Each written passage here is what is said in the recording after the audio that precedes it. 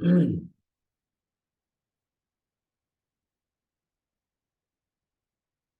just try to make yourself relaxed, comfortable.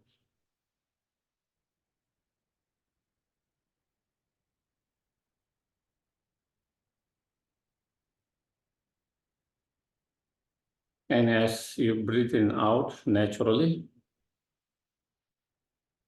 keep your attention on the breath.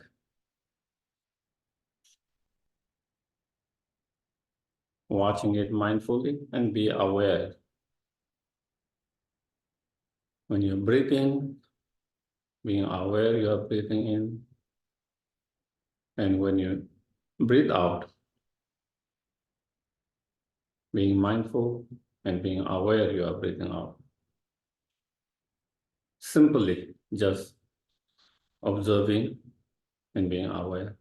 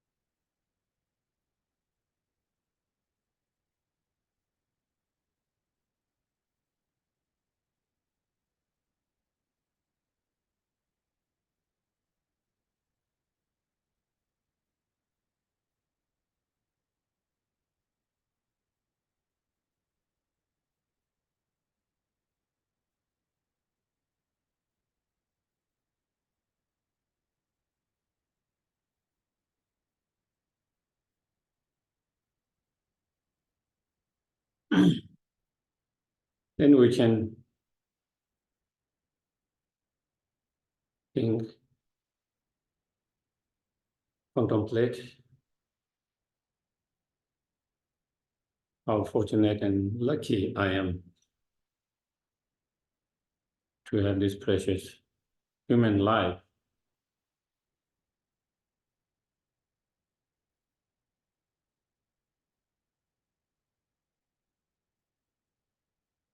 Even though there might be a lot of challenges, difficulties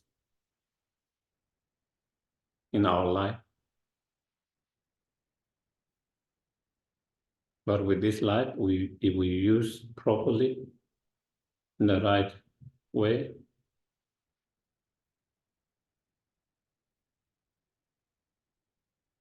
not only we can achieve inner peace, total inner peace and happiness for ourselves, but also we can do so much and contribute to the society, to the world that we live in.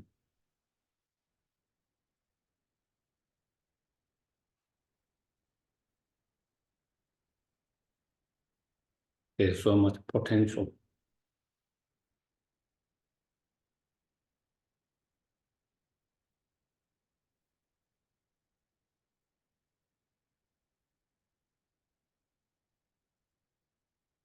not only this life has so much potential, but this life does not last forever.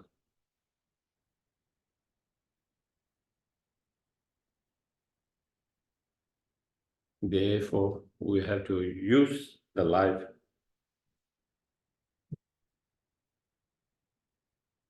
more meaningful way, while we still have the opportunity.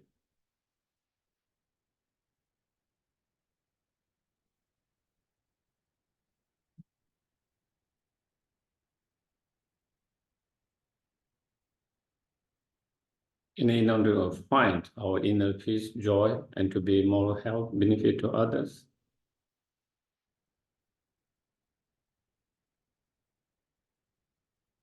we need to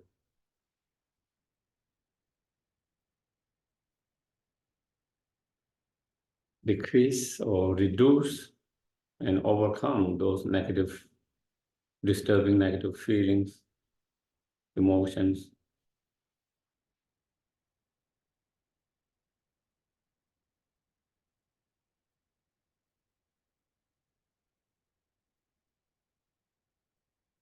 that bring so much harm to oneself and others.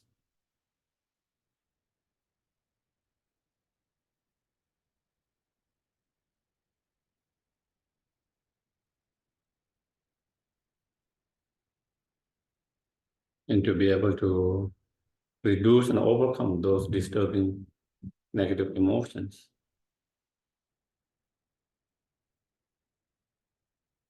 we need to cultivate and improve our positive state of minds,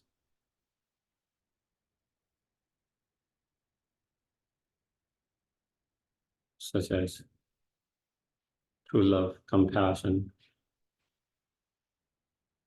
wisdom, tolerance, understanding, patience, and so forth.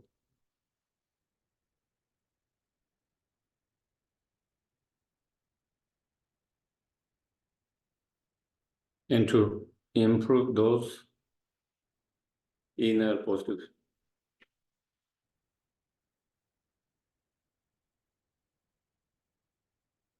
state of minds,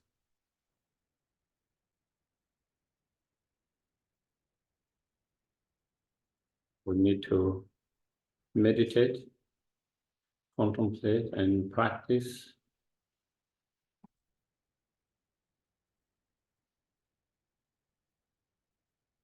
correctly, continuously. And to be able to do that, we need to learn and be reminded of those practices all the time.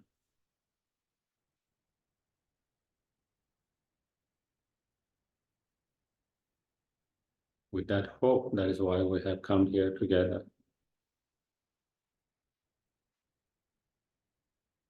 So we can learn some of those techniques, meditations, for those who have already learned to be reminded the importance of those practices.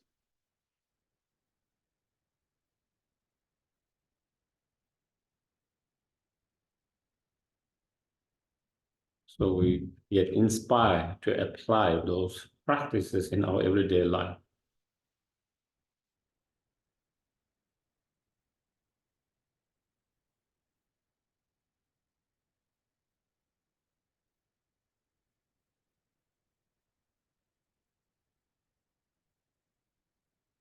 May I ask, coming here together, giving our precious time, energy, resources to listen, to reflect, contemplate, and engage in discussions. May all this become cause and conditions to improve state of our mind,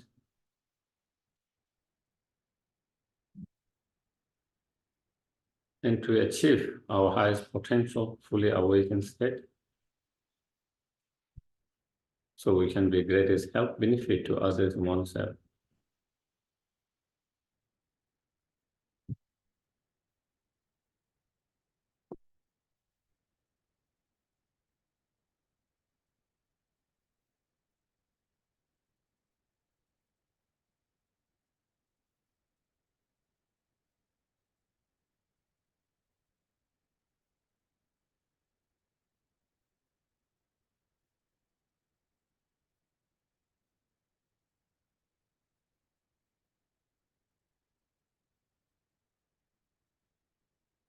Yeah.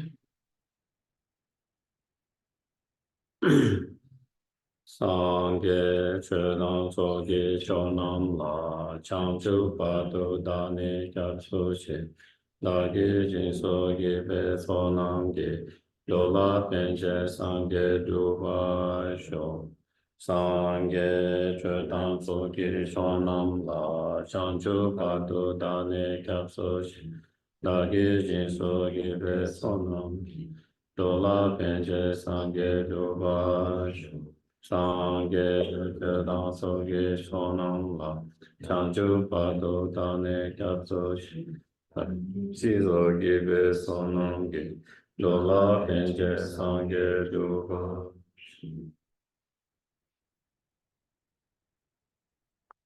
Again, welcome everyone. So today and tomorrow, the topic that we are going to discuss is the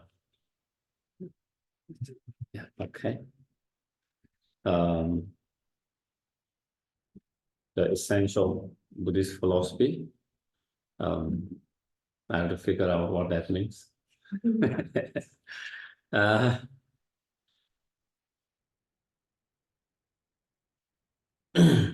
We could explain the Buddhist teachings and the practice in terms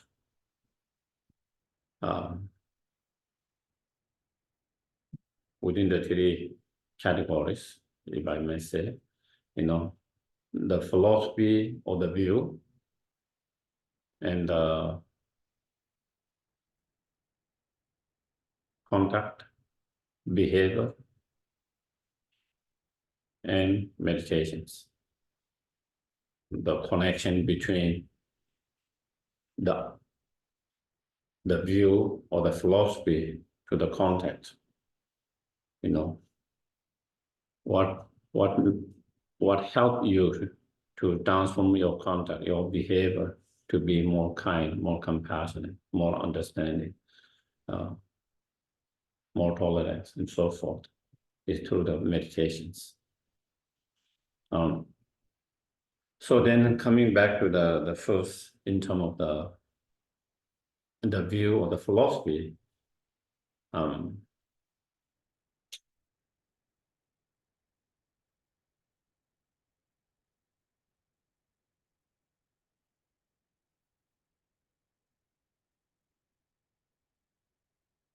in one of the sutras, Buddha's teachings, Buddha holds rice seedling to the audience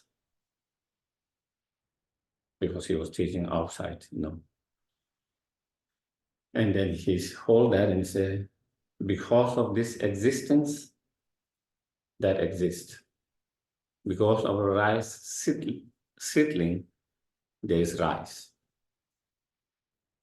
Because of this productions, that is produced. So through that, he explains, the dependent arisings. Due to certain cause and condition, certain result is produced.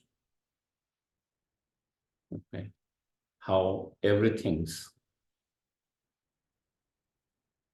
is dependent arisings, dependent origin. How nothing exists independently. In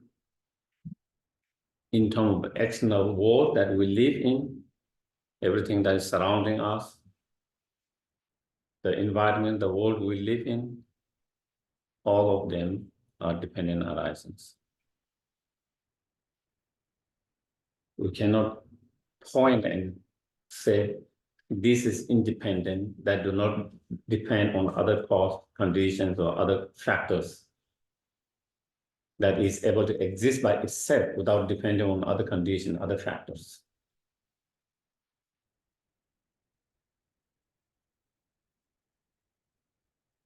Not only the external world, the internal world of the beings, whether it's we human beings, the animals, or the beings, Also all our experience, what we experience, pleasant experience, unpleasant experience, good experience, bad experience,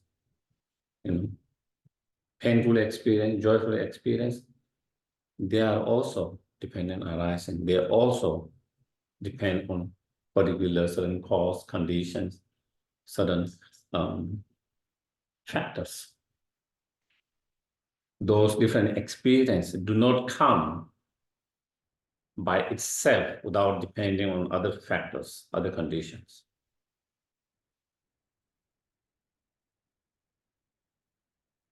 Therefore, both the external world and internal world, everything is dependent arises.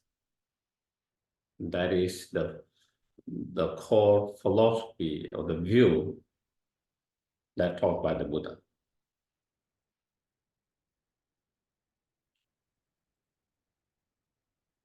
Of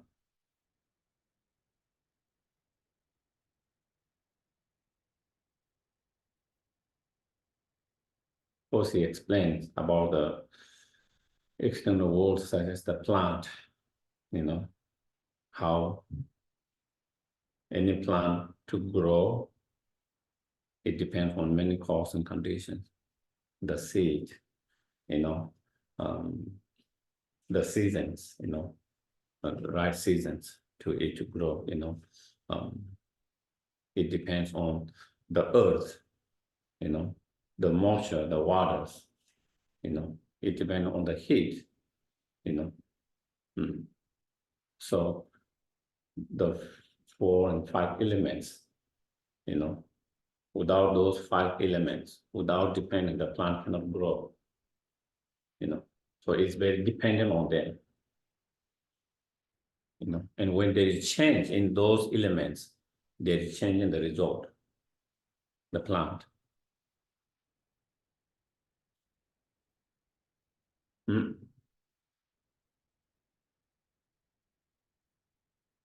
When there is not enough water or too much water, it will affect the plant,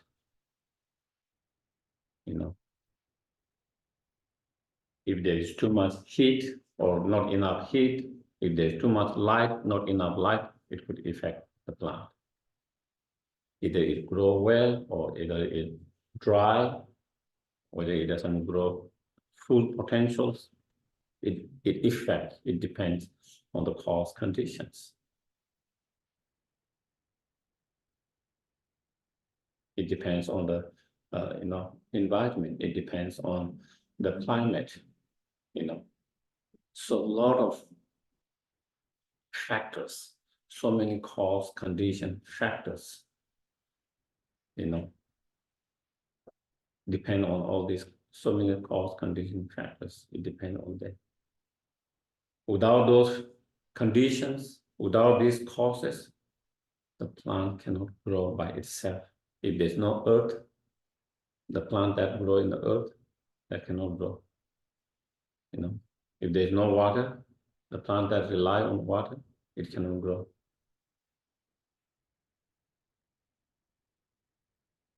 If there is no,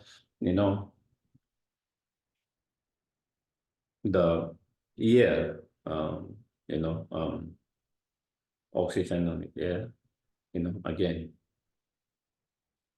whatever air, oxygen it needs, if it's not enough of that, again, it cannot grow. So therefore, they are very much depending on cause and conditions. And not only plant, everything that we look, the table, the iPad, the chair, the house, the car, everything that we see, everything we hear, everything we smell, everything we taste, everything we touch, all these are all of them dependent arisings. Nothing can exist independently.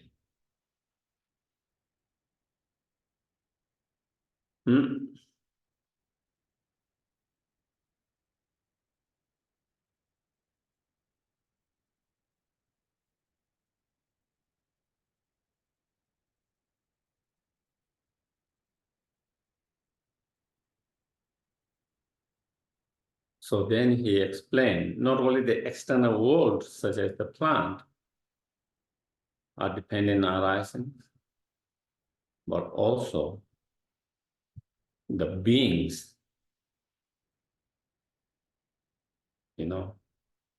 whether it's human beings, animals, or other beings, their beings and their experience are also dependent arisings.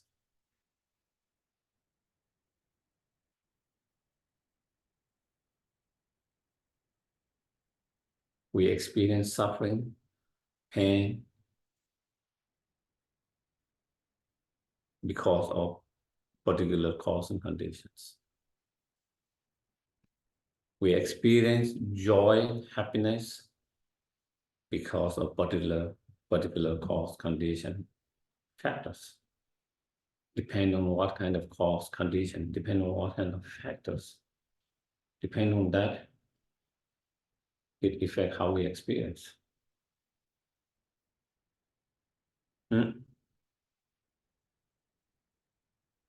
therefore, when he explained about dependent arisings, of the beings, living beings or sentient beings' experiences, then he explained dependent arising in the form of what they call 12 link, which I'm not going to go in detail on that, but I just wanted to basically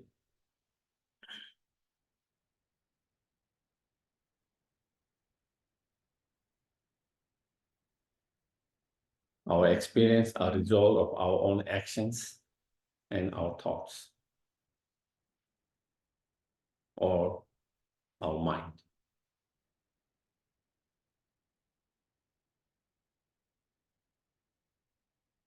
And that is one of the, so again, all our experience, our pleasant experience, our joyful experience, happy experience, are result of particular actions, what we call wholesome or healthy actions, as well as, healthy state of mind, positive state of mind, and of course also other condition factor that also play a role, but mostly the main primary cause and conditions is our own action and our state of mind. Not only the positive state of mind, also when we have unpleasant experience, painful experience, painful experience, when we suffer, when you have painful experience, unpleasant, again, they are also result of specific particular actions and particular, again, unwholesome, unhealthy actions, and negative state of mind, unwholesome negative state of mind, and other factors due to that. And that's, so again, our experience are related with cause, condition, factor, just like the external. So that is a dependent arising. And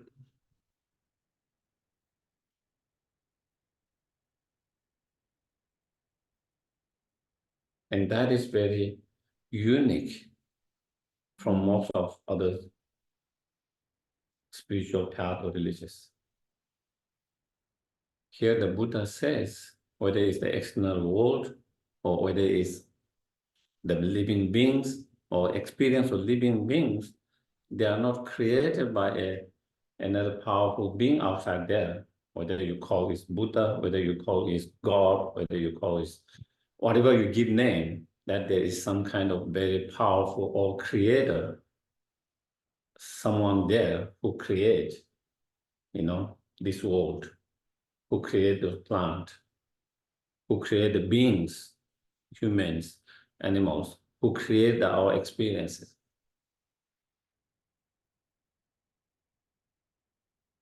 He negated that view that existed before even he came into the world. You know, how that everything is a creation of Brahma. You know, he says there's no one a creator, so much power to create, but it's all depending on cause and conditions. Cause and conditions.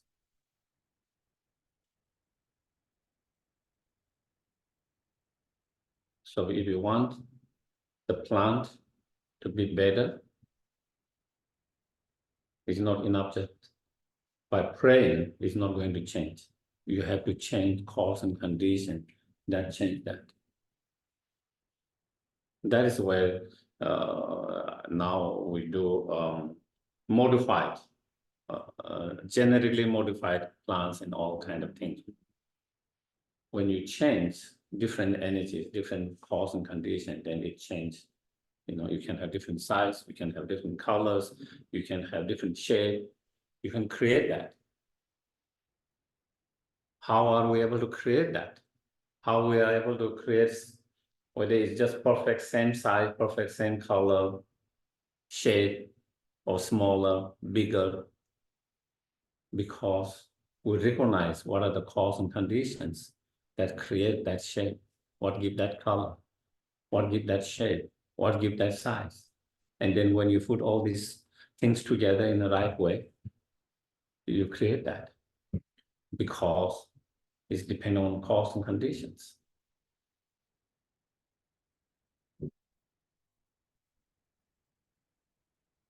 And same is our experience, same is our experience, same is our experience. Just like the plant, our experience depends on so many cause and conditions. And when we change the cause and conditions, we have different results, different experience.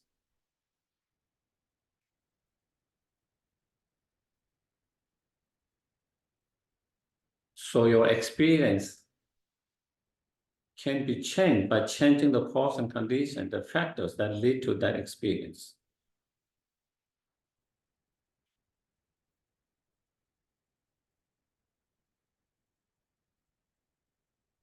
Instead of just not trying to change the cause and condition that lead the factor, cause condition that lead to experience, just by praying. If you don't try to change that cause and condition that lead to you that, then it is not going to happen. To change, you have to change the cause, condition, the factors that lead to that experience. Or if you want to maintain particular positive experience, pleasant experience, then we need to continue to maintain the cause and condition that give rise to such feelings, such experiences. Is about creating the cause and condition, is about creating the factor, cause and condition that lead to different experiences. So that is the view. That is the view of, that is the philosophy or the view of the Buddhas, fundamental view or the philosophy, So all other Buddhas' teaching and practice are very much rooted on that fundamental philosophy or the view.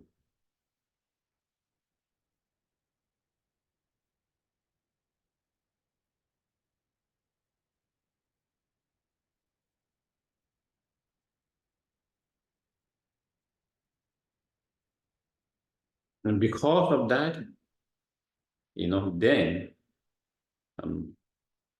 as in another Buddha's teachings, I say, do not commit any unwholesome, unhealthy actions. Perform wholesome, healthy action all the time. Subdue your mind.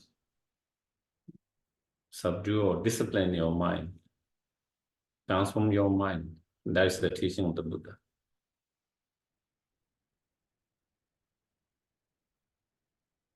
That's the teaching of the Buddha. Why we need to,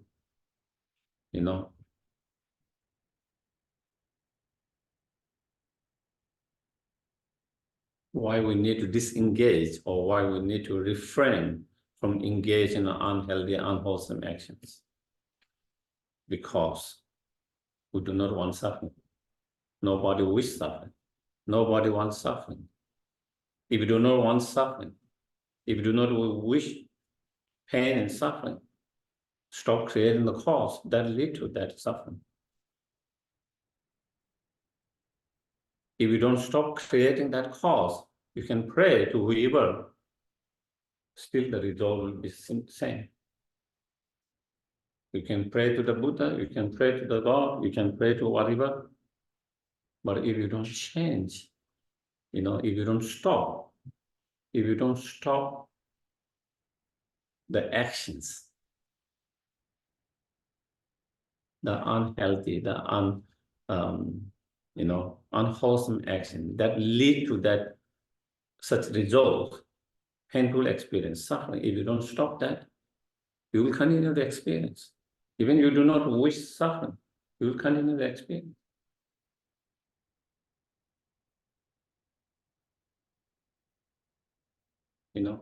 It's about creating the right cause or stopping the cause that lead to that unpleasant experience.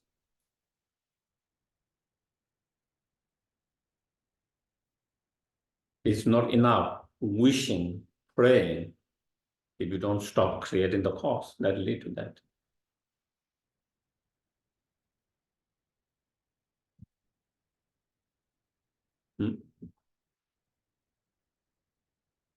If there is some kind of, plants, that is creating a lot of problems for your health, it's not enough wishing, not to be effective at that. It's not enough just praying, not to be effective at that. Either you get rid of the plant or you move somewhere that you don't get the effect of that plant, for example. So it's about getting rid of the cause, conditions, the factors that lead to that. That is the key. And that is where, that's why the Buddha advised for those who do not wish suffering, who do not want suffering, then you should stop creating cause, condition, factor that lead to that suffering. And that is your own unwholesome, unhealthy actions.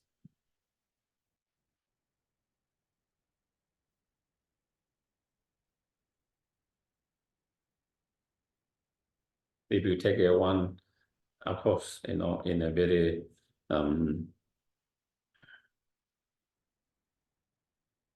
example, more kind of, if you are having a problem because you are smoking too much or because you are drinking too much, and if you are having a health problem, you should stop drinking and smoking, because that actions is leading to that. You have to stop that, that kind of action, that kind of behavior, or that kind of lifestyle, or that kind of things is leading to your deteriorating your health, for example, if someone is effective with that and that.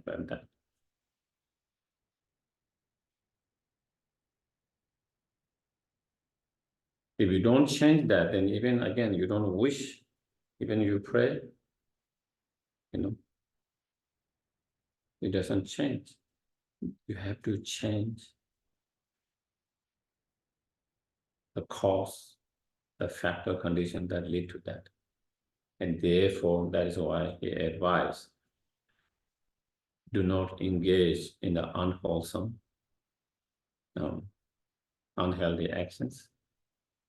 Because if you engage in such actions, the result is unwholesome, unpleasant, pain and suffering. If you do not wish that, then you should stop the cause that lead to that. Reform always, the healthy, wholesome actions.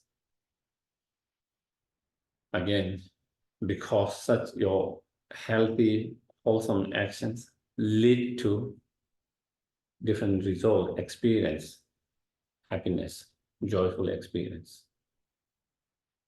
If you wish happiness, if you wish joyful experience, then again, you have to create cause and condition that lead to that.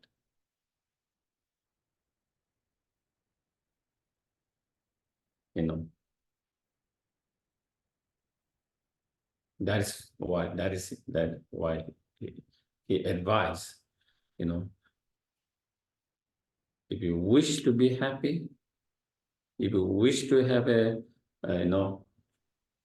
joyful experience, if you wish to have a inner peace, joy, happiness, then create the cause and conditions that lead to such state. And the cause and conditions that lead to that state is your own wholesome, healthy actions.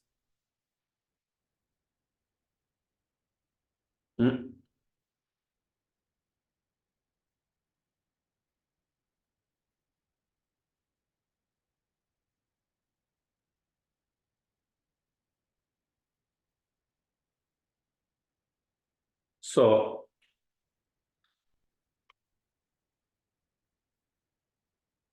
the cause of suffering is unwholesome actions and unwholesome state of mind. Unwholesome action, unwholesome state of mind. The cause of happiness is wholesome actions and a wholesome state of mind.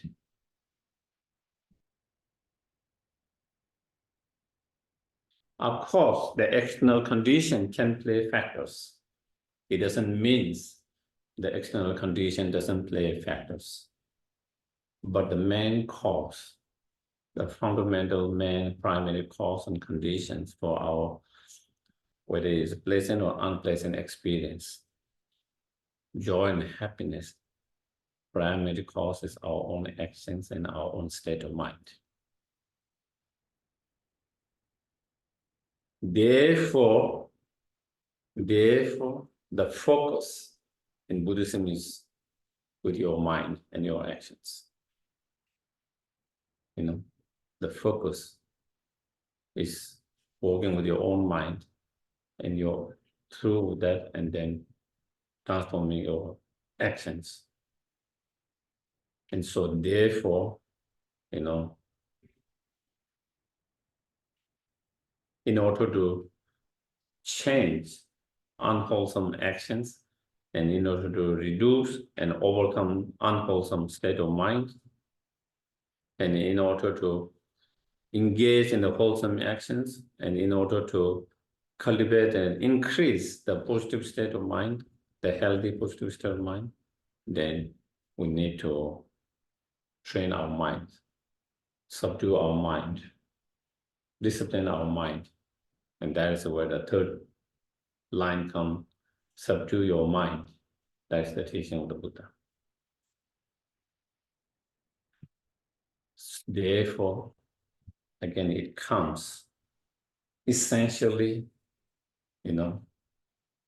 Buddhism is about transforming your mind, disciplining your mind, transforming and changing your mind.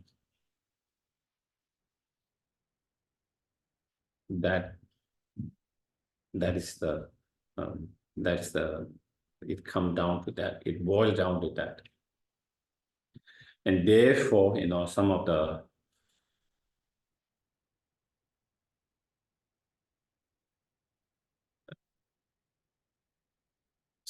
Kadamba masters, some of the great Tibetan Kadamba masters, they say, is saying,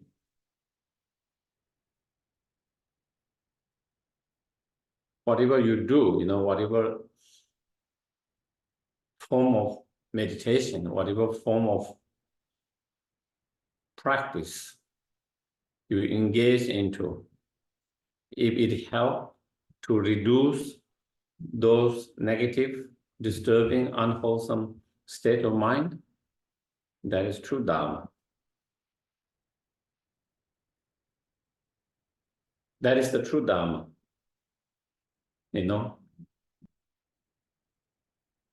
Whatever kind of practice, whatever kind of meditation you might engage into, if it helps to reduce your anger, if it helps to reduce your greediness, if it helps to reduce your selfish and ego mind, if it helps to reduce our ego,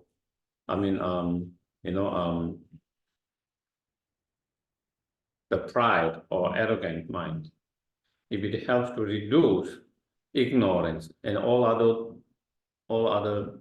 any of others negative state of minds, disturbing mind, this unwholesome mind, then that practice, that meditation become true Buddha's practice.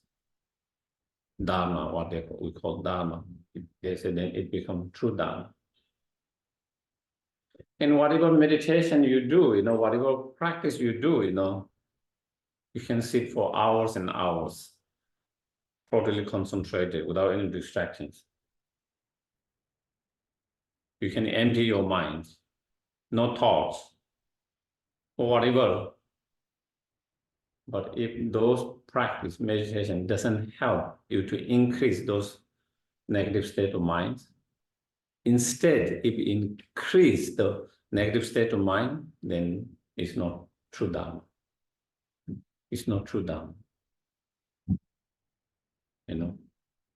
We might engage in different meditation, different practices. And through those different meditation, different practice, if it started to feel you are more superior than others, I'm greater meditators, I'm greater practitioners.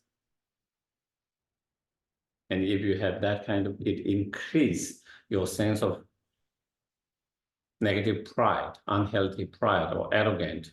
When you feel others less, you are more superior to them on the basis of that.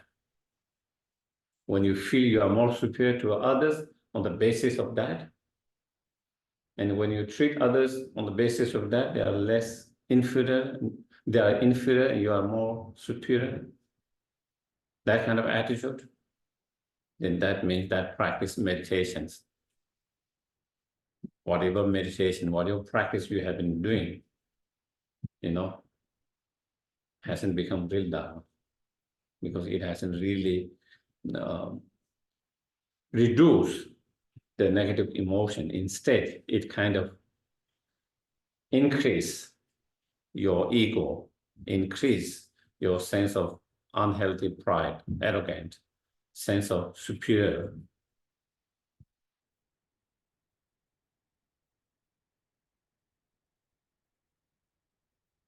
On the other hand, whatever form of meditation practice, you engage into, if it helps to reduce one of those negative emotions, one of those negative thoughts, feelings, if it helps to reduce that, then that means that practice meditations is being that practice meditation in pure Dharma.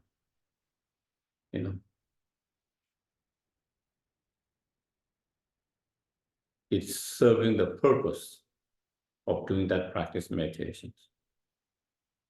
The purpose of practicing meditations is not to build our ego, is to reduce our ego. And instead of reducing our ego, it will increase our ego because of certain ability that we have through such practice meditation. Then that means we are losing the directions. The practice meditation is not going in the right direction it should. So therefore, I was talking about transforming or subduing the mind, because we're talking about that verses. On the other hand, when any practice meditation help to reduce those negative state of mind, and it help to increase the positive state of mind, such as true love, compassion, and the altruistic intentions of the bodhicitta or awakened mind, the wisdom, such as our ethical or moral discipline, or our patience. It will help us to be more generous, It will help us to have more enthusiasm in doing something positive, helpful. Then, whatever practice, whatever meditations that you are doing become Dharma, pure Dharma, is helping you to, improve and increase those positive state of mind that can overcome those negative state of mind, and that can help support for our inner peace, happiness, enlightenment, awakening. That help with those inner tools. It gives us the tools to be more help, more benefit to others. So I'm going to kind of discuss more on that part, about subduing the mind,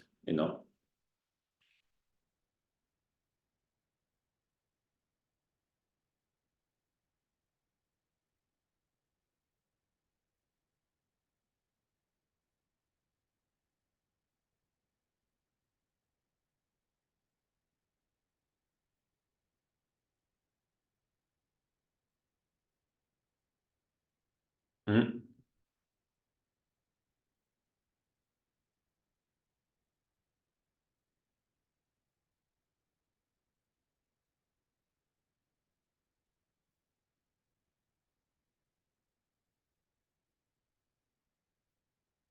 As I mentioned earlier, what kind of experience we experience due to sudden situations, due to sudden circumstances, due to sudden events that happens in our life, through, due to all of that, whether our mind, whether we experience, very much, so much pain, suffering, or whether we experience more, calm, more peace, a lot of time. It depends very much on your state of mind. Your state of mind.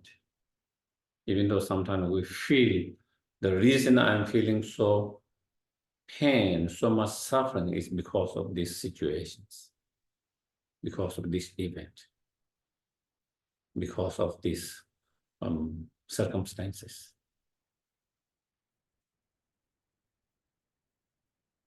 But if you have a strong mind, if you have the mind that is able to see the situation, the event, the circumstances differently, you might not feel same pain, same suffering that we experience.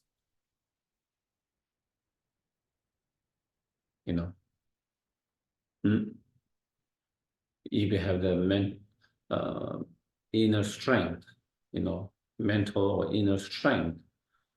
And to deal with that, you might not feel, same level of the pain and suffering that you will feel otherwise if you don't have that inner strength, if you don't have the ability to deal with that.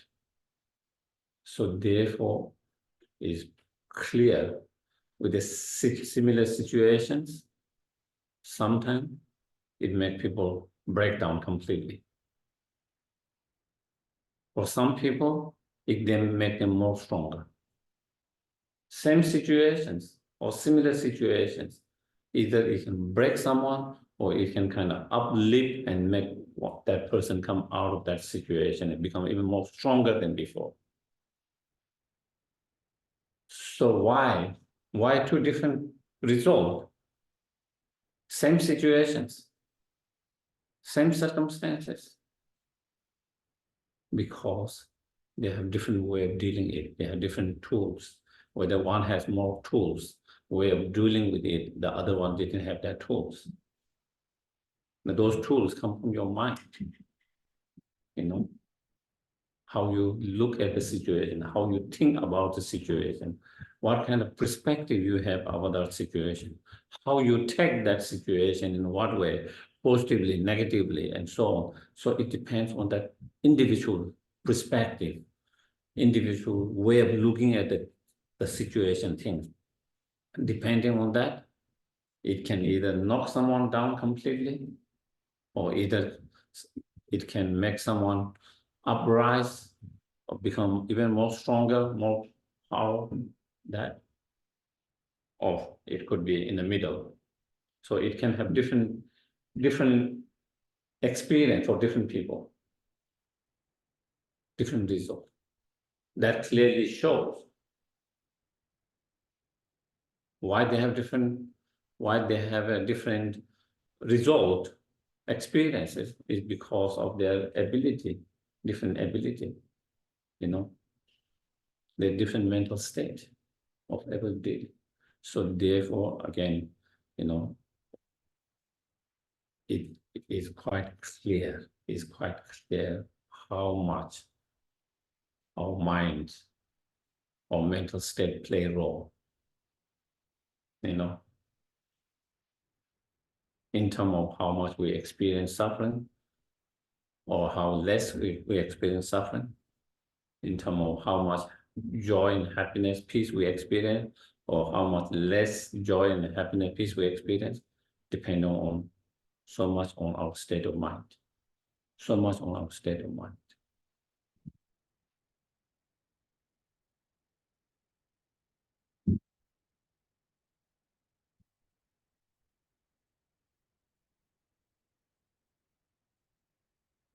Some people, they experience in terms of external conditions, circumstances, one after another. And still that does not knock them down. Still they keep on going, positive. And then sometimes we have people who have one small instant, and that they completely knock them down. Completely knock them down. So again, more than the situation itself, the external condition itself, the situation itself, it is, your mental ability to deal with that, your mental ability, your mental state of mind, to deal with that. Depending on that,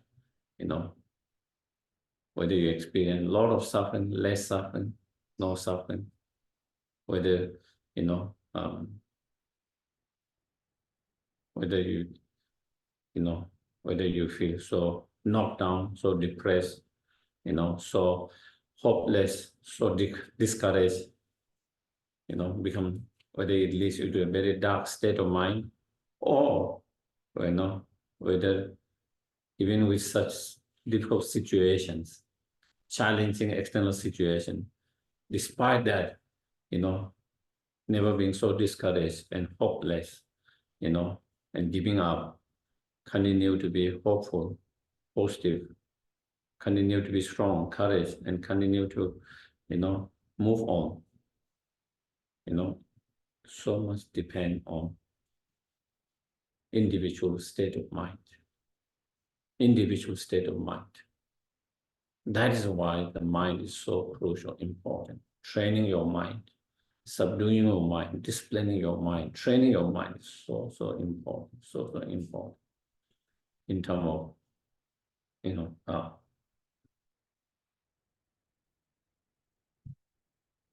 we have no control over the external conditions. To a large degree, we don't have much control. Whether it's going to snow today, whether it's going to rain, whether it's going to be extreme heat, we have no control. But due to that, how it affects our mind, we have control. We can control our mind. Whether that strong, extreme heat, whatever, how that will affect you, especially on mental, emotional level, how it will affect you, whether it will affect you very negatively or whether it will not affect you so negatively. It depends on your mind, state of mind. And with that, we can have control of our mind by training it. By training our mind, we can gain control over our mind. At the moment, we have not trained it, so we don't have control. Isn't it? I don't want to get upset, but I get upset because I have no control. If I have control over it, I don't want to get upset. I will never allow it to be upset.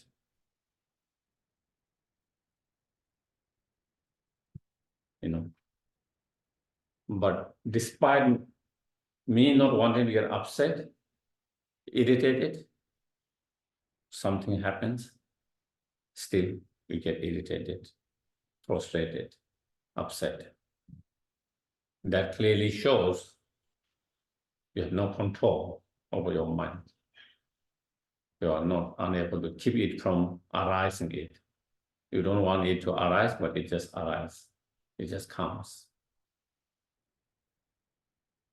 Same thing with all other emotions. Impatience. Of course, we want to be patient. We don't want to be impatient. But then again, certain situations, certain things, we become very impatient.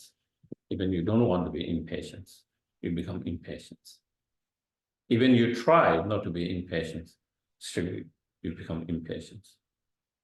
Same with, all other negative state of mind, greediness, ignorance,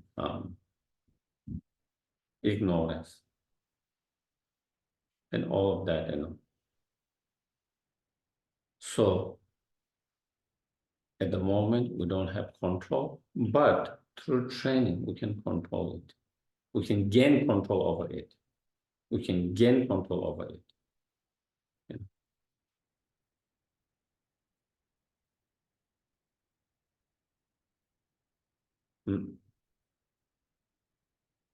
And through certain practice and meditations,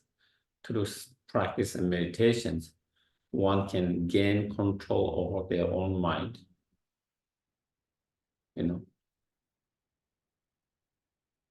Having gained control over mind, then they can overcome those disturbing, harmful, negative emotions, and they can increase and improve those helpful, positive state of minds.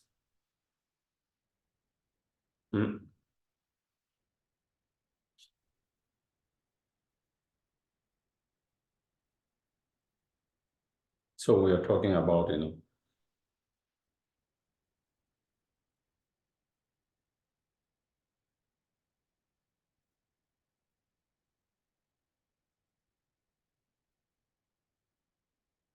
subduing your mind, training your mind, subduing and training your mind How do we subdue, how we train our mind through meditations, through meditations, through different meditations, techniques. Why do we need to train our mind? Why we need to, subdue or transform our mind? Because due to unsubdued, untrained, undisciplined mind, we experience suffering or more suffering, more pain. Due to subdue and transform and disciplined mind, we experience less suffering and we experience more peace, more joy, more happiness. That's why. And because that unsubdued mind is the cause and condition that lead to an unhappy mind, and subdued mind is the cause that lead to the peaceful mind. And because those experiences are dependent arisings, causes dependent arising, they depend on particular certain cause, condition give rise to those different experiences. And therefore, we need to learn how to deal with those cause and conditions that lead to different experiences. Trying to reduce the cause and condition that lead to more pain and suffering, and trying to improve the cause and condition that lead to more peace, more happiness. So that is the key, and that is the key.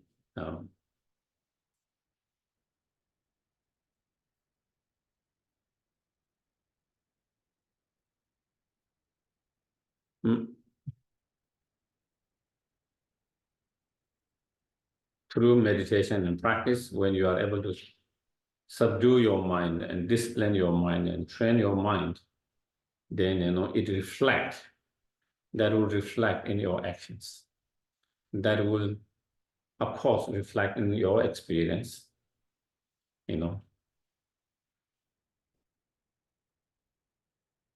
Before small things irritate you. Now it doesn't irritate you so much. Before small things were impatience, frustrations. Now with such practice, meditation, you started to feel less and less of that.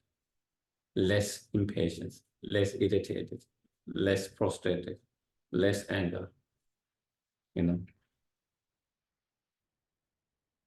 So through that, you experience when you are less irritated, less upset, less frustrated, less impatience, your mind is more peace.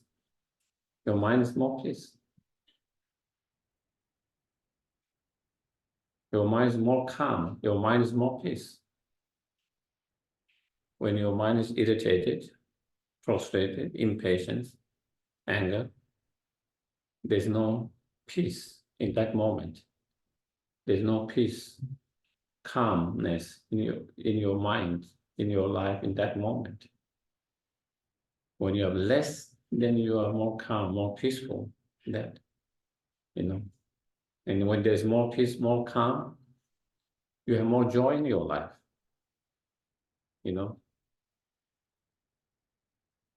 When there's peaceful and calm in your life, you can start to enjoy everything.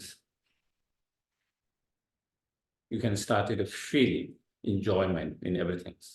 You started to feel joy in the weather. You started to feel joy in the friendship. You started to feel joy in things that you do, food and everything.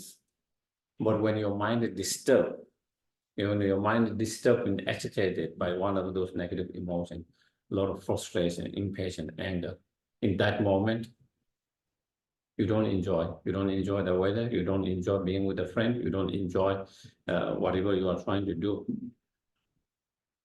You have less joy in your life. It takes away your joyfulness. in your life because of state of mind that you are in that moment.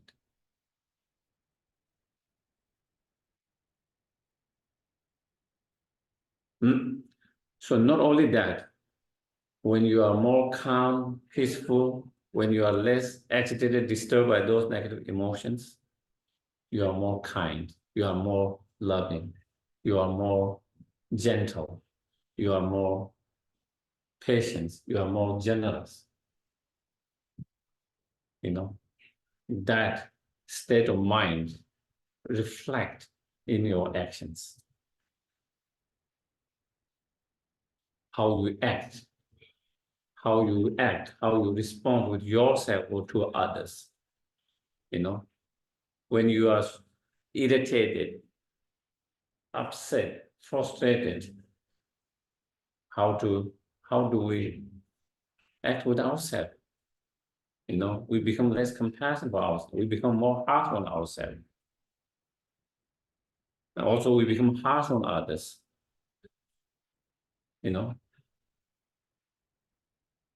We become less patient with others. We become more harsh on others. We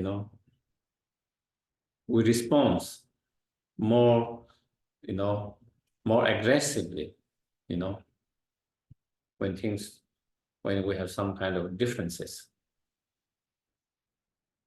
On the other hand, when your mind is calm, peaceful, not disturbed by that, even when you have differences, we are able to discuss without being so aggressive. We are able to discuss the differences with much more respectful, with much more gentle. When your mind is disturbed with frustration and anger, it's very hard to have a good, healthy discussion when you have differences,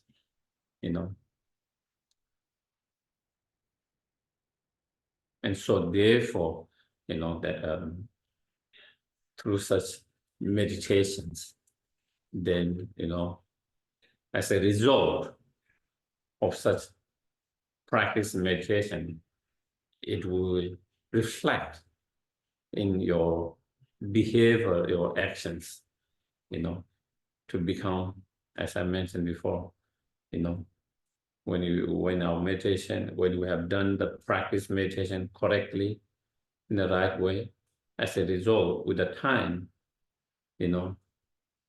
not only we find more peace, more calmness in our own life, but also our behavior, our actions towards oneself and towards others become much more gentle, much more kind, compassion, understanding, patient, and so forth.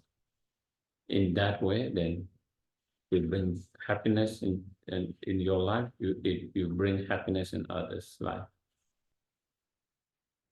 You are able to help yourself. You are able to help others.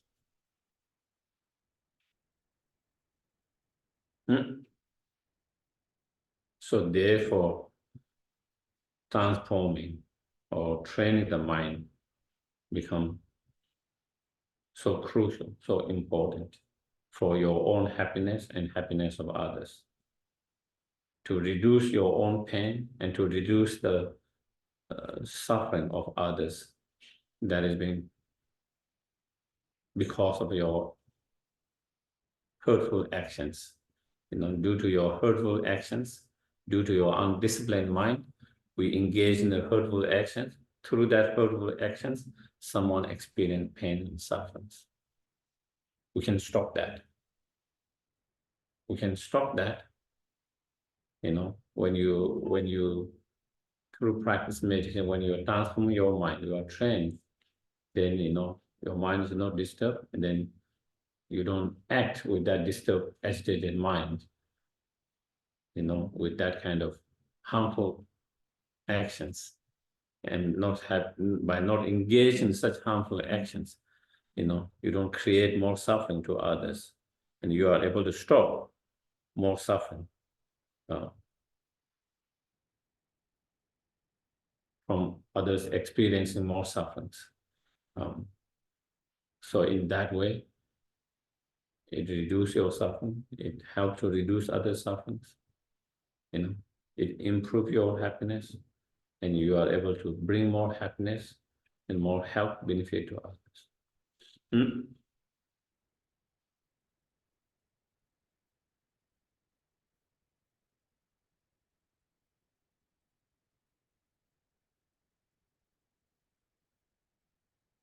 So before we go more engage more details into the exact meditation or practices, again in Buddhist psychologies or Buddhist study of the mind,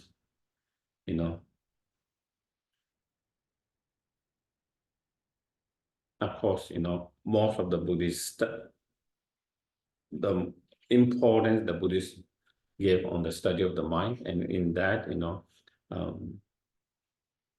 we talk about primary mind and mental factors, and different primary minds and 51 mental factors. The number can have slightly difference according to different sources and commentaries, but normally, mental, and within those mental factors, different state of mental factors, some of them are virtuous, positive state of minds. Some of them are, harmful state of mind, what we call delusions or afflictive emotions.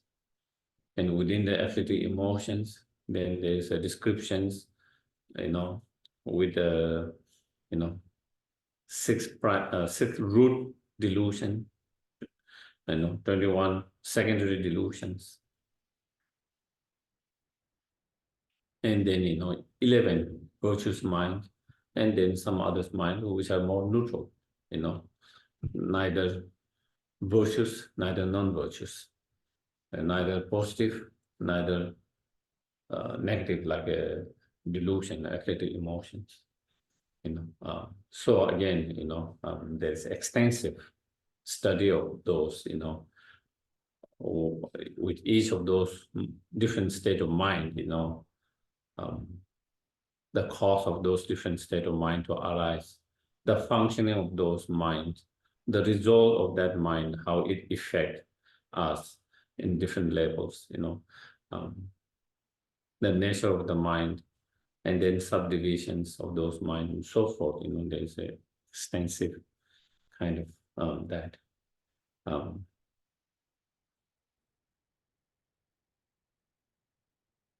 But today, during that, we are going to focus more on some of the root afflictive emotions or delusions that give rise to many other delusions, secondary delusions, that give rise to many other secondary delusions. And through arising of those afflictive emotions or disturbing emotions or delusions, then, that destroy our inner peace and happiness. And also through such disturbing emotions, then we engage in unwholesome and unhealthy actions. The reasons, of course, we don't want to engage in any unhealthy and unwholesome actions, despite not wanting to do that, but again, sometimes we engage. Isn't it?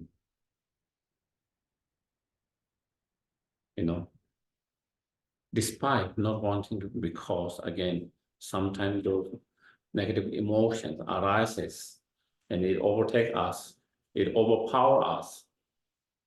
And in that moment, we lose to them. In that moment, we lose to them. And then we engage something unwholesome, unhealthy. For example, you don't want to hurt someone you love, isn't it? Your loved ones. Your loved one, we don't want to hurt someone we love. We care. We love. We care. We want to protect them. We want to protect them from harm. We try to protect them from harm. And therefore, we don't want to hurt and harm them. But are there instances when we hurt and harm them? Yes. So why did we hurt and harm them when you don't want? Because in that moment, you lose your mind. That moment, you lose mind. You yell at someone, your friends, families, someone you love. You say something harsh things, something you regret later. But damage is already done. Harm is already done. You wish you can take the word back. You wish that you didn't use that word. You wish you didn't say that. But in the moment, you said that. In the moment you said that, that hurt and harmed the other so much.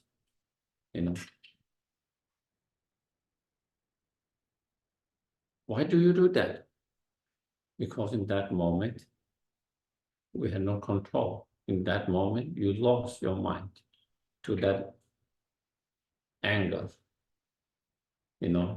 that frustrations, that impatience, whatever that one of those disturbing negative emotion, whatever due to certain cause and condition, that emotions arises and very strongly, that kind of totally take overpower you. And in that moment, you become like someone you are not yourself. In that moment, you did and say things that normally you will not, which you regret later. But in that moment, you did and hurt and harm someone very much you don't want to hurt and harm. So that clearly shows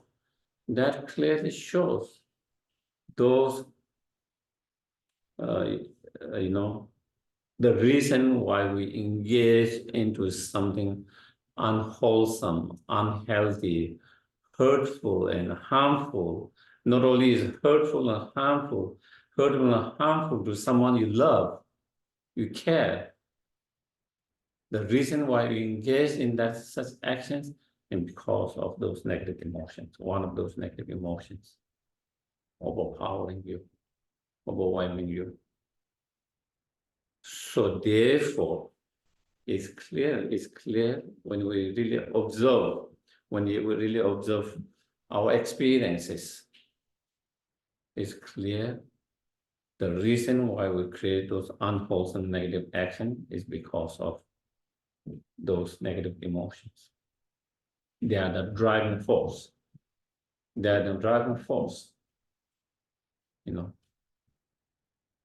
And therefore, again, it again is another reason why we need to deal with our mind. If we don't want to engage in any hurtful, harmful, unwholesome actions, then we have to subdue and discipline the mind, that lead to act that way. The mind that,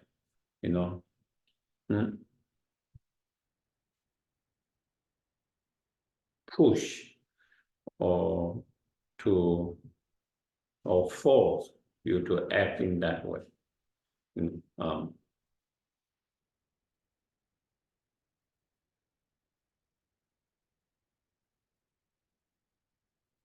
So generally, in Buddhist study of the mind, the delusions are described as a state of mind, the so-called delusions or, afflictive emotions, those disturbing negative emotions, is the moment that state of mind arises in your oneself, that destroy your inner peace, that destroy your inner peace, that destroy your tranquility. Before you are feeling calm, peaceful, suddenly one of those emotions arises, and now you don't feel any more peaceful, calm anymore. It's like before, it's like the water is cool, and now it's starting to boil.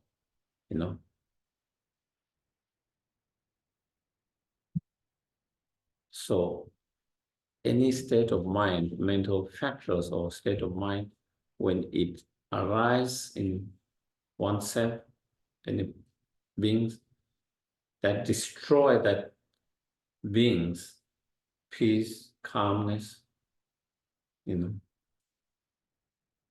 take away the calm, peacefulness, such is defined as a delusions or afflictive emotions.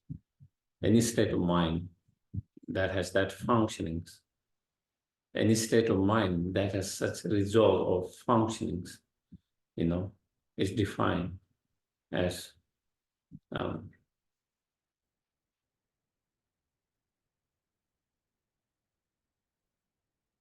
afflictive emotions or delusion in Buddhist term. In Tibetan, we call nyömo.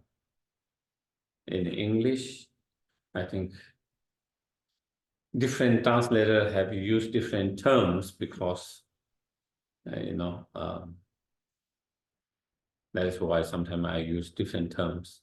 Some translators use delusions, some use defilements, some use afflictive emotions, some use disturbing negative emotions. So basically different teachers or different translators use it different terms, but basically, is talking about such state of mind, and as and within that you find the term,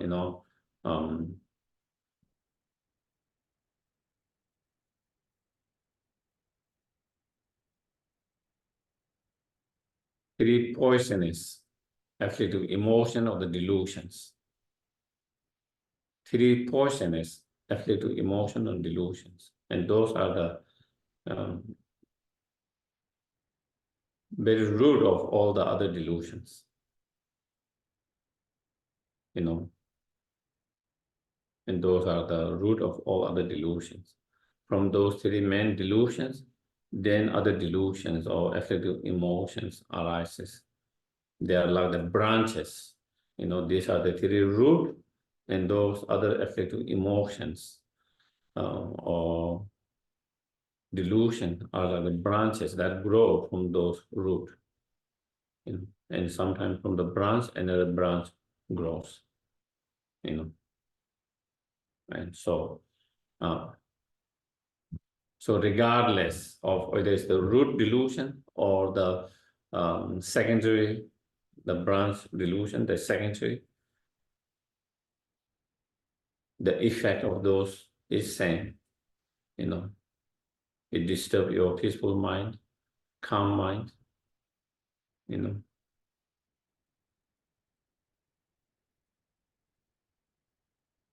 It creates obstacles, obscurations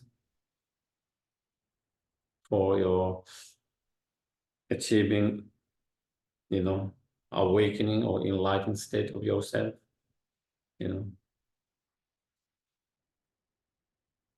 It creates obscuration, obstacles to have, the positive spiritual realizations or experiences.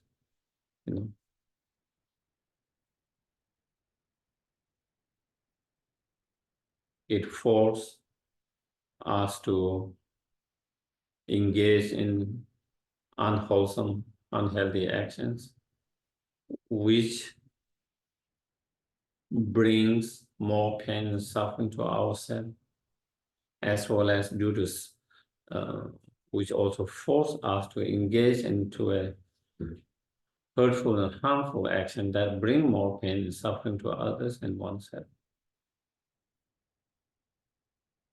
That is the result of such delusions, mind, deluded mind or afflictive emotions, and such the functioning of that, you know. So within that, as I was saying, the three poisonous afflictive emotions, and which are, anger,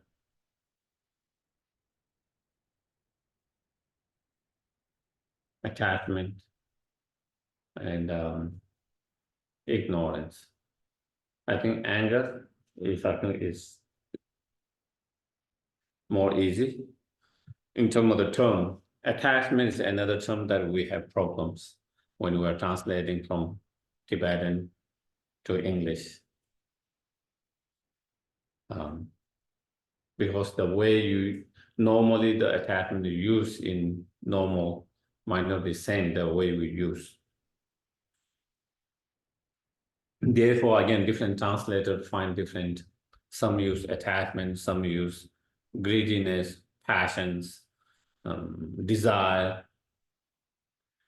All these words come close, but again, it doesn't define exactly that particular emotions. So when we talk about attachment from the Buddhist point of view, we are talking about something negative state of mind.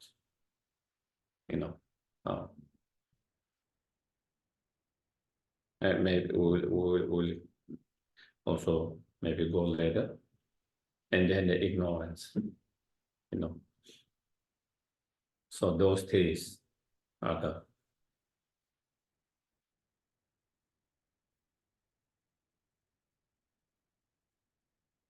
if we kind of first discuss a little bit, for example, anger, in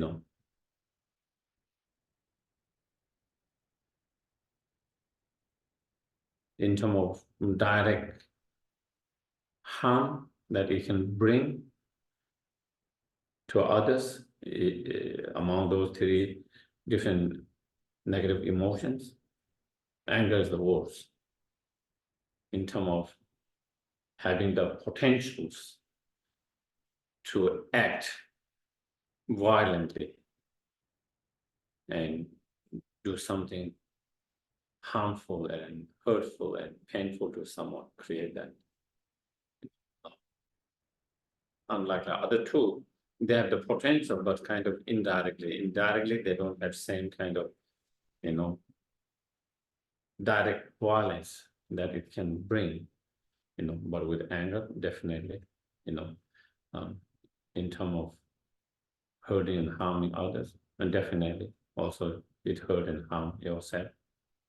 There's no doubt,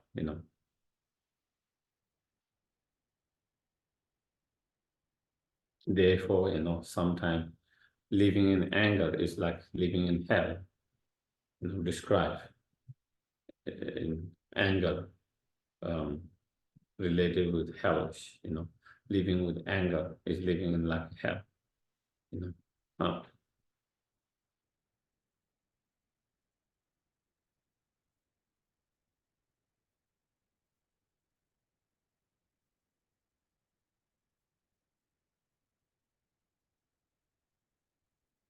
Anger is a source of destructions for oneself and destruction for others, then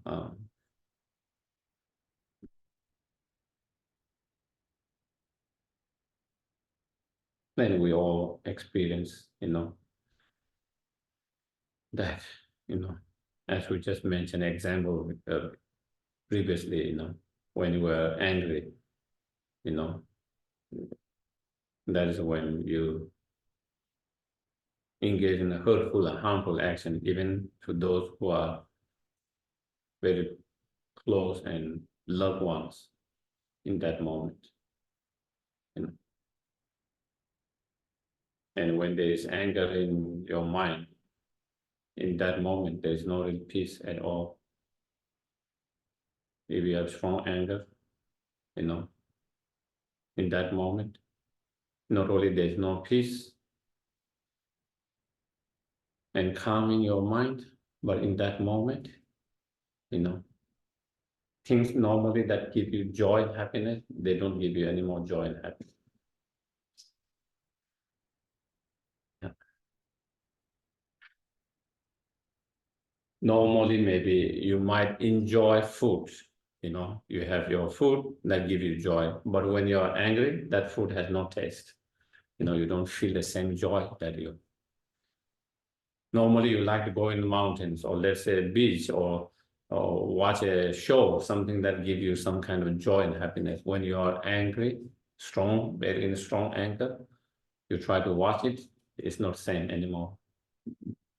The show doesn't give you same enjoyment because your mind is so preoccupied with your anger, you cannot enjoy. So again, you lose all normally that give you enjoyment, you lose all of that in that moment when you are in a strong state of anger. You lose your happiness, your joy. Also, when we are in that state of mind, we lose our ability to make the right decisions. Normally, we have, the ability to reason, through reasoning, we are able to make better decisions. But when you are in a state of anger, you lose that ability to reason. And in that state of mind, the decisions you make are not really, reasonable. And that makes you very vulnerable. Anger makes you, put you in very vulnerable state, because when you are angry, there is more chance of you making mistakes. When you are less angry, when your mind is calm, peaceful, when you are able to reason, there's less chance of making mistake than when you are in a state of anger. And when you lose that ability, you are likely to make, much more decisions or make mistake much more when you are in that state of mind, because you become too emotional. When you become too emotional due to that mind, then your mind cannot, your reasoning mind does not function. It blocks that the mind that reasons.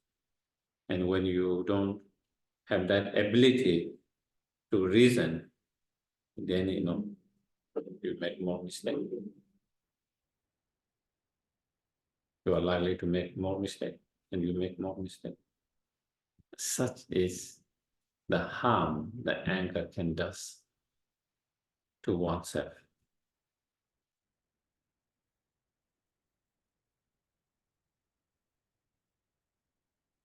Not only the anger does harm to oneself, but so it harms you in so many different ways. It harms, at that moment, there's no inner peace, calmness. That moment, things that give you enjoyment normally doesn't give you enjoyment. You lose all that. Even you try to sleep, you cannot sleep well. Even you try to focus in any things, you cannot focus, because your mind is too preoccupied due to that anger, unable to focus, you lose the ability to focus, and you lose all the enjoyment, including from sleeping well. And as you lose the ability to make to reason. And due to that, it also affects your physical well-being. So not only it affects your emotional well-being, it affects also your physical well-being.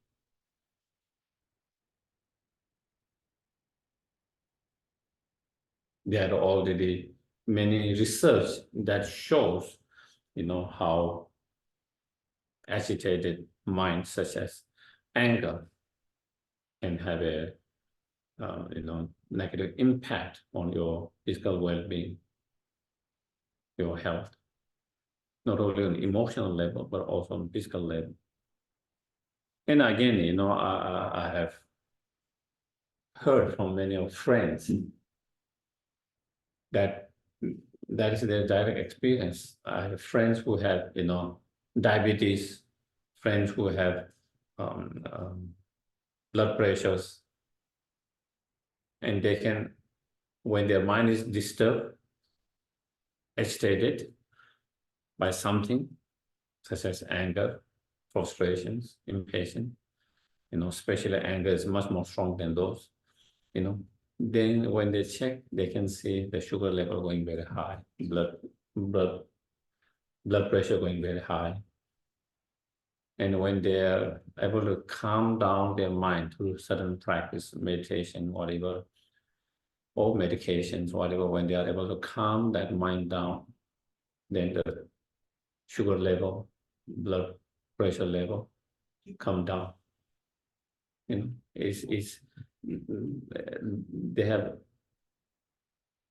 have checked, time to time, and that is what they found. When you are in that strong rage and anger, also you are more likely to have heart-related heart attacks, heart-related illness, So therefore, it's not only dreadful, harmful to your emotional well-being, but also on physical well-being, physical health as well. Not only that, not only it affects you negatively in that way, it affects the very people around you.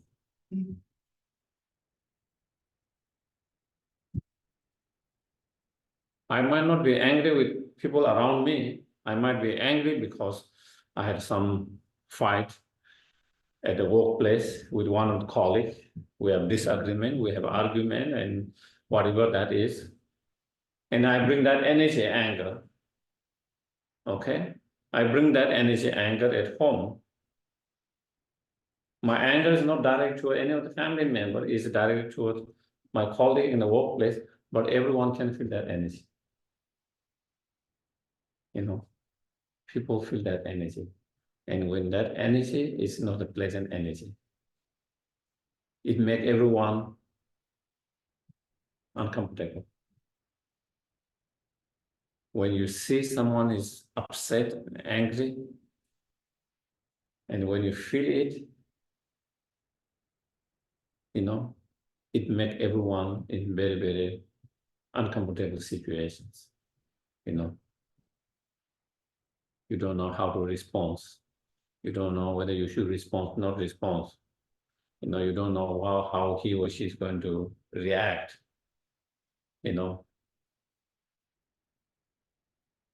And you feel insecure. You feel insecure in that situation, unsafe.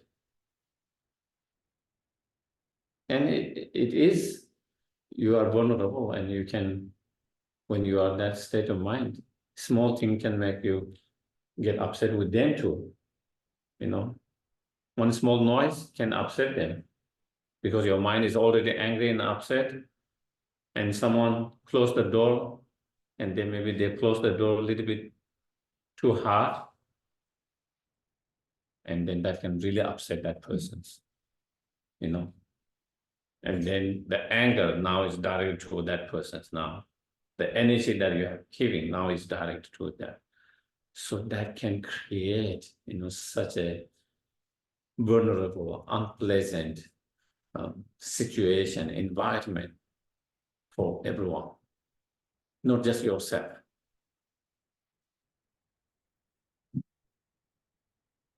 And if you bring that energy home, then you bring a very negative energy environment at home, which is not healthy for everyone, which is not good for everyone.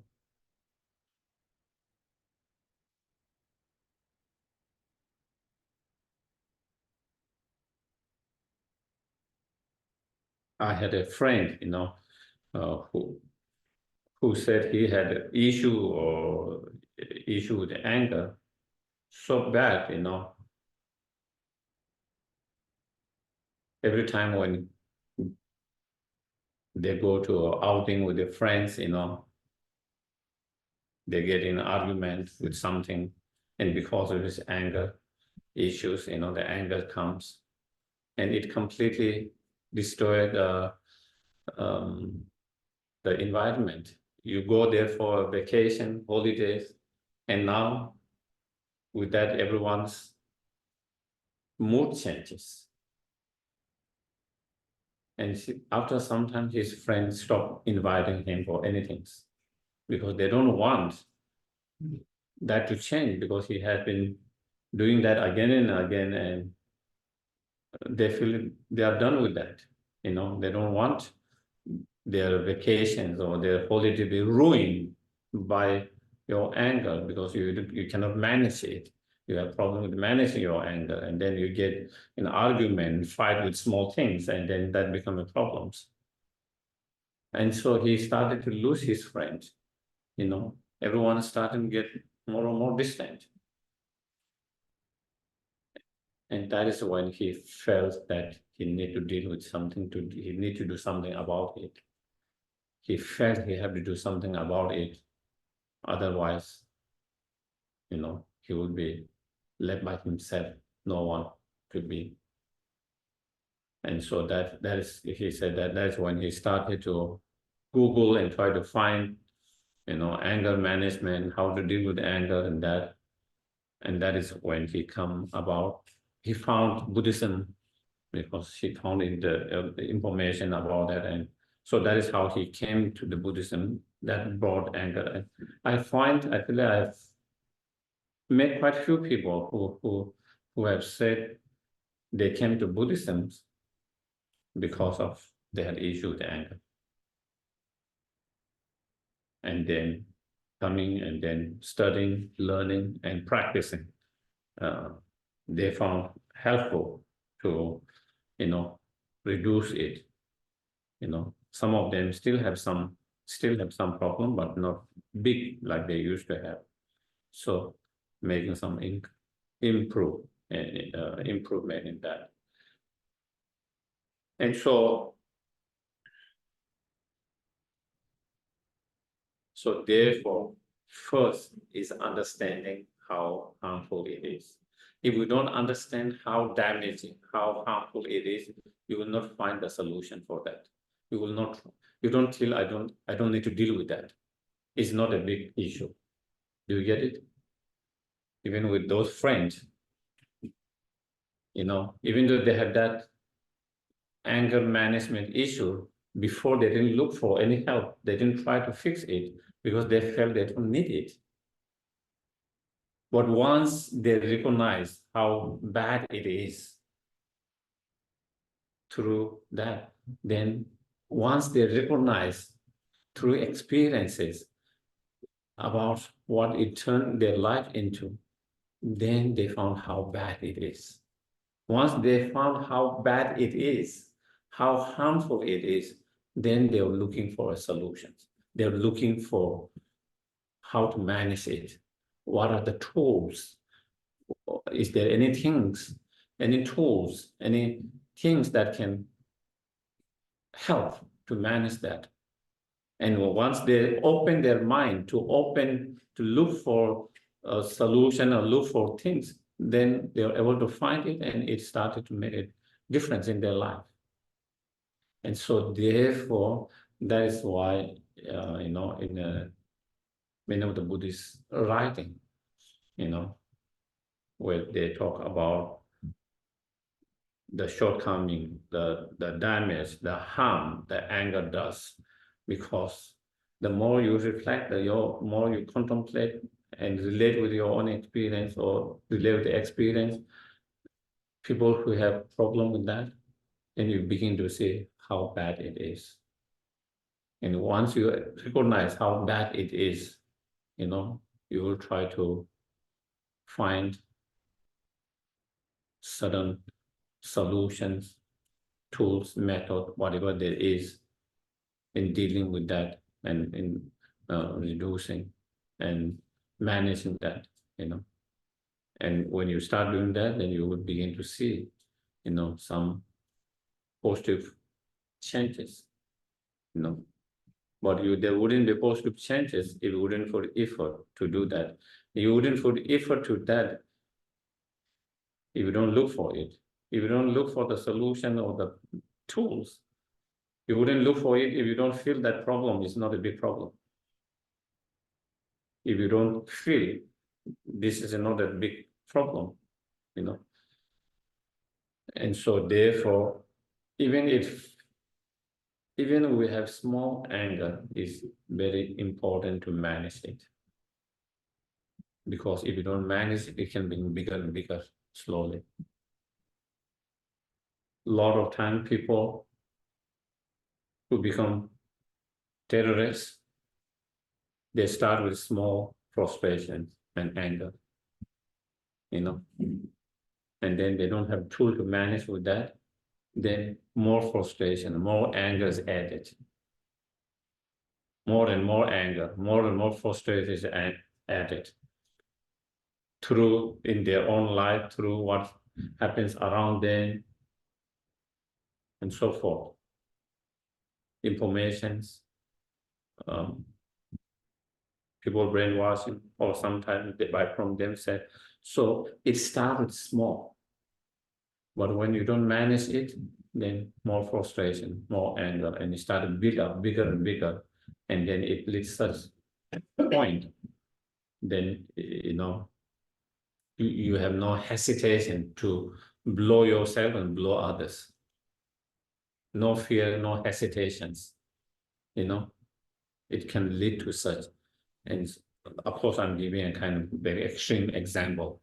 That is a kind of really, really extreme example. But even with ourselves, if we don't manage when it's small, we think, oh, it's so small, it's not a big problem. But the problem is if we don't manage, then, frustration add up, anger add up, and then one day it explodes in such a bad, and then it becomes so strong that it becomes very difficult to manage at that time. So I will kind of stop here, and I think I can I can take a couple of questions or comments or questions if anyone has. Manage your anger, you need to meditate. Practice. Yes, that is one. There is, from Buddhist point of view, definitely there are certain practice meditations that one can apply. And that is one of the tools that we find in Buddhism. I don't know, I'm sure there are some other tools as well, but definitely in Buddhism, we try to manage it through different meditation. There are quite a few different technique meditations, analytical meditation, non-analytical meditations. Within non-analytical meditation, there are a few others. So there are different meditations that can help to reduce the anger, minimize or reduce or decrease, and then of course, eventually to get rid of them completely. And it is possible to get rid of them completely. if we apply the right meditation correctly. Yeah. Yes, please. Thank you for the teaching. How does study affect meditation? How can you improve meditation study?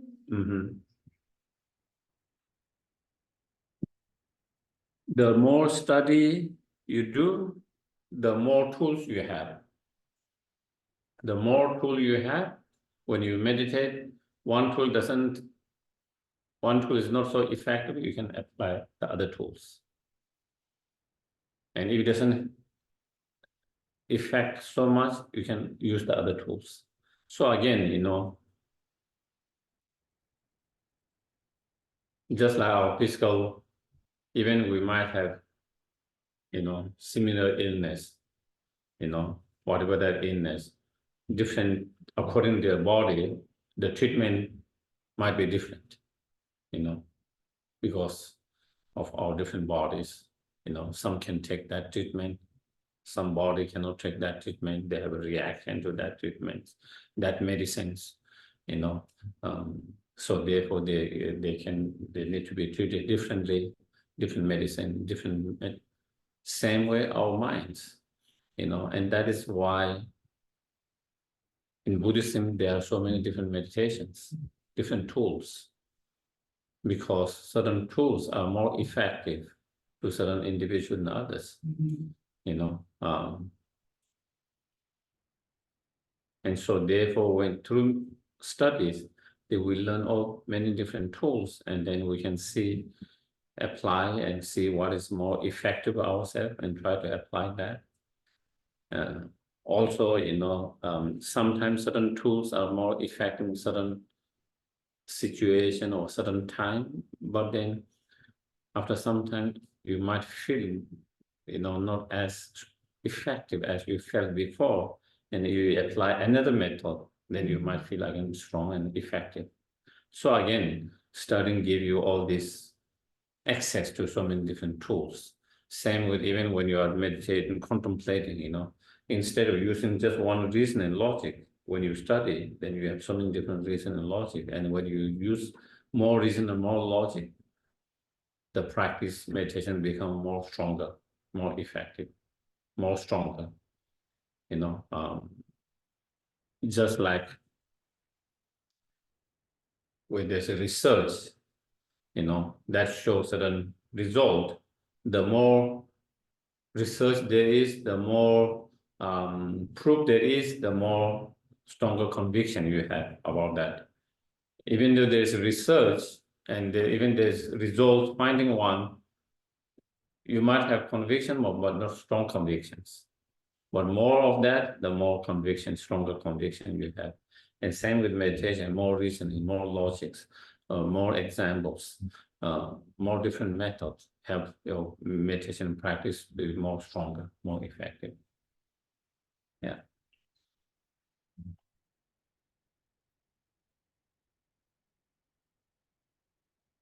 Any other? Yes, please. Thank you for being here. I'm curious in Buddhist teachings if there's any belief that suffering can sometimes be good for us. Like if we go through a very difficult experience or a loss, is it good to allow ourselves to grieve and suffer in order to move through it and heal faster? Or is it thinking that we should always subdue our suffering and our heavy emotions to come to a state of calm? Mm-hmm.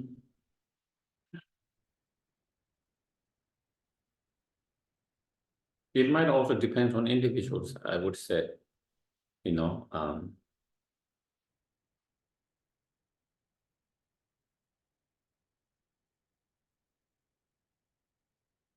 for some people, going through the grief and the pain, sufferings, and experiencing it is good, you go through it, you experience it, and through that you also can feel for others who go through similar grief, pain, suffering, loss, So again, it can be a cause and conditions if we use correctly to feel more compassion for others who have gone through similar, who are going through, or who might be going through similar or even worse pain and suffering, because you have gone through it, you know what it is to be in that state, you know. But for some, you know,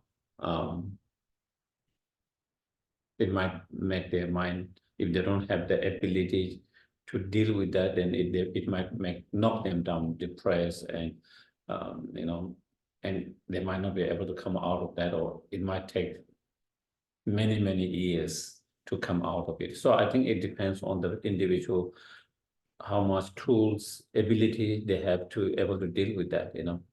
And for those who doesn't have that tool, maybe it's better to not to feel all at one time, you know, but instead, you know, slowly grieving it, but in a more in a gentle and slowly, and you know, so I would, that is just my thought, you know.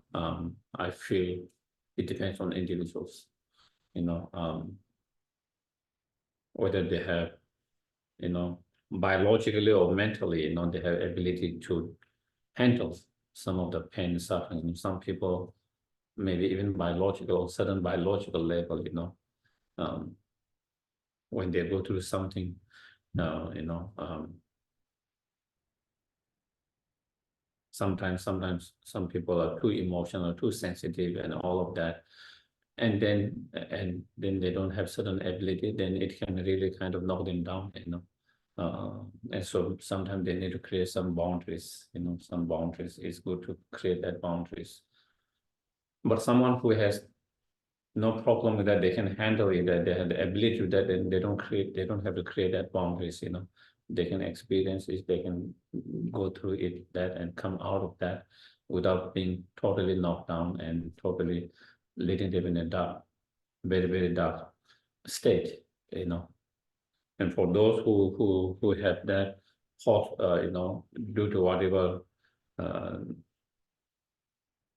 if there is danger of that, then I think it's better to kind of create a little bit of boundaries, you know, and protect yourselves to some, with certain degree. Okay, so we will have a lunch break, and then we will again come together at 2. Yeah, it's at 2. 2:30. Okay. Changjo Senjo Rinpo Che Mage Pana Ke Kyo Che Kyawa Nyamba Me Baya Kong Le Kong Tu. Thank you, thank you. Okay. Have a good, enjoy your lunch.